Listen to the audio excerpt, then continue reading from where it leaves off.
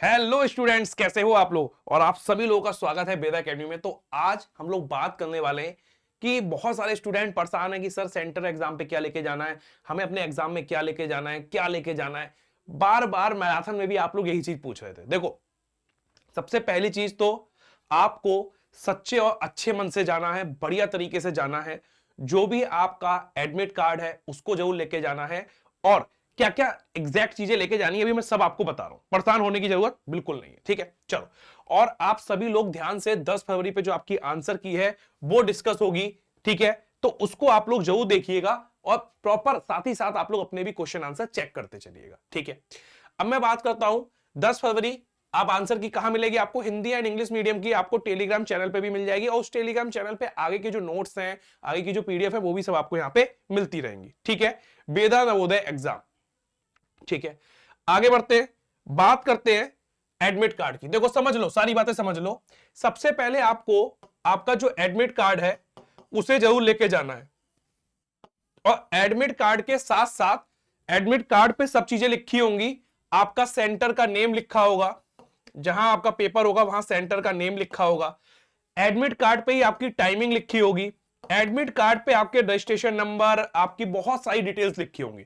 तो admit card को जरूर लेके जाएं, ठीक है। चलो, एडमिट कार्ड हो गया। उसके बाद एक अपना आईडी प्रूफ जरूर लेके जाएंगे। एक आईडी प्रूफ, आधार कार्ड अपना जरूर लेके जाएं, ताकि अगर मान लो आपको अपने क्वेश्चन पेपर में ओएमआर में अगर आधार नंबर लिखना हो तो आप यहां से देख के लिख सकते हो, ठीक है। बाकी बहुत सारे बच्चे कंफ्यूज होते हैं, सर जेल पेन लेके जाएं या डॉट पेन लेके जाएं। तो मैं आपको बता दे रहा हूं, डॉट पेन लेके जाइएगा, ब्लैक या ब्लू। लेकिन सबसे अच्छी बात यह कि ब्लैक डॉट पेन लेके जाइएगा, खत्म। और किसी चक्कर में मत पड़िएगा, दो लेके जाइएगा। अगर मान लीजिए एक रुक जाता है, एक खराब हो जाता है, तो उसके चक्कर में आप चिंता ना करें, दो डॉट पेन लेके जाएंगे। कितने? दो, ठीक है। आगे बढ़ते हैं, अब बात करते हैं टाइम की। आप कहोगे सर टाइम भी तो देखना होता है, कितना टाइम हुआ है कि नहीं हुआ है, तो उसके लिए क्या करना होगा। देखो, इलेक्ट्रॉनिक्स गैजेट जितने हैं, जितने भी इलेक्ट्रॉनिक्स चीजें हैं, मोबाइल, वॉच, ये कुछ भी लेके नहीं जानी है। ये कुछ भी लेके नहीं जानी है। जो सादा घड़ी होती है आपकी, जो आपकी सादा घड़ी होती है, निडल निडल वाली, यानी जो सुई वाली सादा घड़ी होती है, इसको आप टाइम देखने के लिए ले जा सकते हैं, ठीक है। सादा घड़ी को ले जाना है। आगे बढ़ते हैं। आगे आप देखो, अगर ड्रेस में जाओगे तो बहुत अच्छी बात होगी। आप जो भी आपका लास्ट स्कूल है जहां से आपने क्लास 8 किया है, बाकी ड्रेस आप पे होगी। थोड़ा सा ठंड का भी सीजन चल रहा है, तो आप प्रॉपर ड्रेस पहन के, कोट पहन के, मतलब प्रॉपर जाइए कि लगे कि हाँ भाई पेपर देने आए तो बहुत अच्छे अच्छे पेपर देने आए, बहुत अच्छे स्टूडेंट पेपर देने आए, ठीक है। तो आप प्रॉपर अपनी ड्रेस में जाएंगे। आप प्रॉपर अपनी ड्रेस में जाएंगे। अब बात करते हैं राइटिंग पैड की। अब बात करते हैं, देखो ठीक है, एक एक पॉइंट बहुत इंपॉर्टेंट है, ध्यान से सुनिएगा वो चीज आप लोग, ठीक है। और अगर हो सके तो अपना आईडी कार्ड भी ले जाओगे तो अच्छा लगेगा कि भैया बच्चा इस स्कूल से आया है, ठीक है। चलो, बाद में बात करते हैं आपकी राइटिंग पैड की, ठीक है।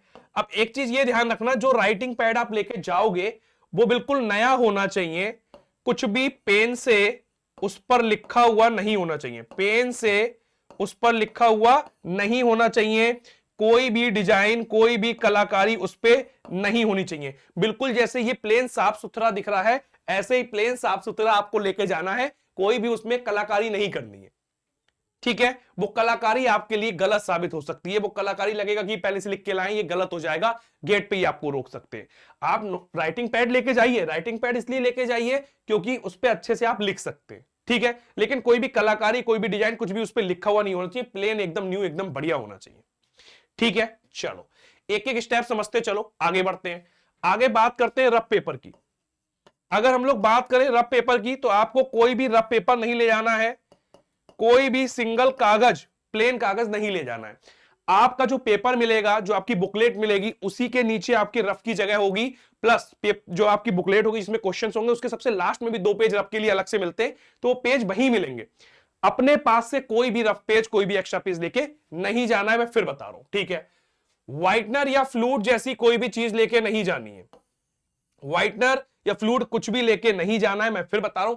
अगर आपको कोई भी पॉइंट, मान लीजिए आप अपने एग्जाम दे रहे हैं, एग्जाम में अगर आपको कुछ प्रॉब्लम लग रही है, ठीक है, समझो बात को। अगर मैं आपसे कह रहा हूं एग्जाम में आप बैठे हुए हैं और आपको एग्जाम में कुछ प्रॉब्लम लग रही है, ओएमआर में कोई दिक्कत आ रही है, एग्जाम में ओएमआर में अगर आपको दिक्कत लग रही है, आप नहीं भर पा रहे हो, तो आप जो वहां पे इन्विजिलेटर होंगे, जो वहां पे आपके टीचर होंगे, उनसे आप बात करिएगा। जो वहां पे टीचर होंगे, आपके इन्विजिलेटर होंगे, उनसे आप बात करेंगे, अपने आप एक्स्ट्रा कुछ नहीं करेंगे। पता चला आप कुछ आपको लग रहा है कि ओएमआर में इसमें रजिस्ट्रेशन नंबर आएगा या रोल नंबर आएगा या डेट ऑफ बर्थ आएगी, कुछ कंफ्यूज होते हैं, घबराना नहीं है, अपने आप से गलत नहीं करना है, कोई वाइटनर फ्लूइड कुछ नहीं लगाना है, सीधे आप टीचर जो भी इन्विजिलेटर जो आपके होंगे वहां पे उनसे पूछेगा सर इसमें मुझे समझ में नहीं आ रहा क्या भर दूं, तो बता देंगे बेटा ये देख के सही से भर लो। ठीक है, चल आगे। सबसे इंपॉर्टेंट चीज आप हमेशा ध्यान रखना, जो आपका टाइम है, जो आपका टाइम है और पेपर अटेम्प्ट करने का तरीका है, उसको हमेशा ध्यान रखना और टाइम को बचाने की कोशिश करना। बचाना इन द सेंस, टाइम बचाने का मतलब कहीं फालतू बात नहीं करनी है और बच्चों को देखना नहीं है, सिर्फ अपने पेपर पे फोकस रखना है, सिर्फ अपने पेपर पे फोकस रखना है। ठीक है। और दूसरी चीज, बहुत बच्चे ऐसे होते हैं घबरा जाते हैं बहुत, सर मैं क्या करूं, मुझे तो बहुत टेंशन हो रही, बहुत घबरा। तो ये वीडियो फटाफट से देख लो और किसी को घबराना नहीं है। अब जो बच्चा वीडियो देख रहा है तो सबसे पहले वीडियो देखते ही एक बढ़िया सी सांस ले, और अब देखो बेटा जितनी तैयारी करनी थी पहले कर ली, अब आपकी सब तैयारी हो चुकी है, अब आपका एक क्विक रिवीजन होता है। जैसे अब मान लो आपको लगता है मैथमेटिक्स में मैं क्या करूं, तो मैथमेटिक्स में मैं एरिया वॉल्यूम इसके मैं फॉर्मूले देख लेता हूं, ये 5 मिनट में देखे जा सकते हैं, जितनी तैयारी हो गई वो हो गई। या फिर इंग्लिश में मैं सिनोनिम और एंटोनिम पे एक बार नजर मार लेता हूं, क्यों, क्योंकि सिर्फ एक क्विक रिवीजन के लिए। ये नहीं करना कि आप सोचो अरे सर फिर से सारे सेट लगाऊं, फिर से सारे प्रैक्टिस सेट देखूं ना।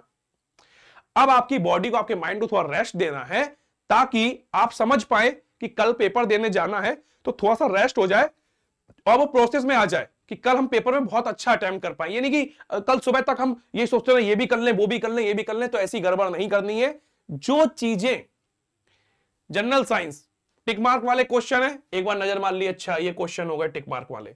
आपको पता है जनरल साइंस का जो भी सिलेबस हो, मैं तो मैथ के, जैसे मैं मैथ पढ़ाता हूं तो आपको मैथ की बात तो जानते ही हो मेरे क्या क्या है। मैं आपसे कहूंगा रूल देख लो, एल्जेब्रिक आइडेंटिटी पढ़ लो कि ए प्लस बी का होल स्क्वायर, ए माइनस बी का होल स्क्वायर, सब पता होनी चाहिए।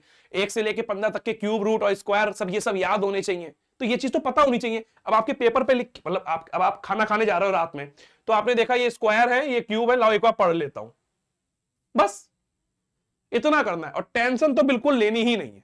ठीक है। और जो जो चीजें बताई हैं वो आप एग्जाम में लेके जाएंगे, ध्यान रखिएगा। बाकी 10 फरवरी को आपका सॉल्यूशन के लिए, आपकी लाइव क्लास के अपडेट के लिए आप टेलीग्राम चैनल से जरूर जुड़े रहें। ठीक है। So thank you so much दोस्तों, मिलते हैं हम लोग कल और फिर हम लोग करेंगे साथ में solution. Thank you so much.